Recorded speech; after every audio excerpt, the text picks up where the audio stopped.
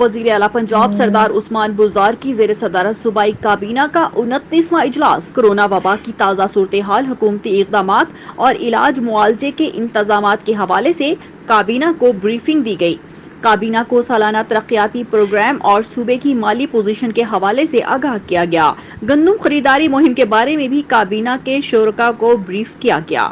Punjab minority improvement package کے تحت higher education کے سرکاری اداروں میں داخلے کے لیے اقلیتوں کی 2% نشستیں مختص کرنے کا فیصلہ کیا گیا ہے۔ پنجاب کابینہ نے ہائر ایجوکیشن کے سرکاری اداروں میں داخلے کے لیے اقلیتوں کی 2% نشستیں مختص کرنے کی منظوری دے دی۔ کابینہ نے LDA private housing schemes rules 2014 میں ترمیم کی اصولی منظوری بھی دے دی۔ کابینہ نے LDA لینڈ یوز رولز 2019 کی بھی اصولی منظوری دے دی۔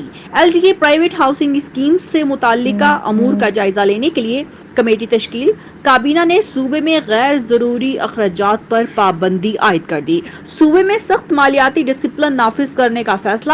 نئی ضمنی گرانٹس کے اجرا پر بھی پابندی۔ تنخواہوں اور پینشن کی ادائیگی معمول کے مطابق جاری رہے گی۔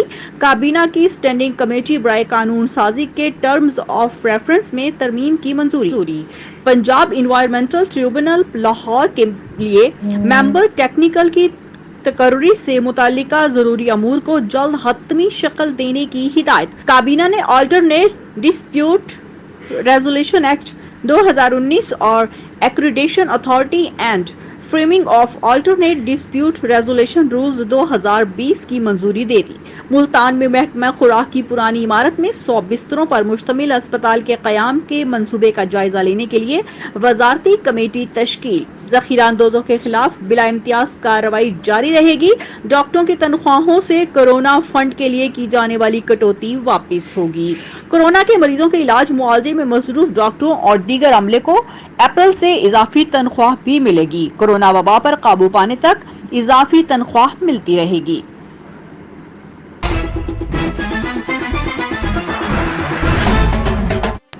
وزیر اعلیٰ پنجاب سردار عثمان بزدار نے خودکشی کرنے والے محنت کش کے بچوں کے سر پر دست شفقت رکھ دیا۔ متوفی نذیر احمد کے اہل خانہ کی مالی معاونت کا اعلان۔ متوفی کے ایک بچے کو سرکاری ملازمت بھی دینے کا اعلان۔ متوفی نذیر احمد کی بیوہ کو پنجاب حکومت کی جانب سے 3 لاکھ روپے کی مالی امداد کا چیک پہنچا دیا گیا۔ وزیر اعلیٰ پنجاب کا متوفی کے اہل خانہ سے دلی ہمدردی اور تعزیت کا اظہار۔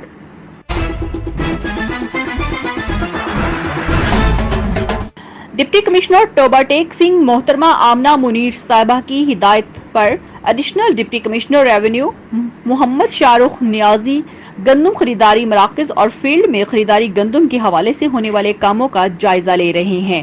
اس دوران انہوں نے زمینداروں سے ملاقاتیں کی اور زمینداروں کو خریداری گندم کے حوالے سے درپیش مشکلات پر تبادلہ خیال بھی کیا۔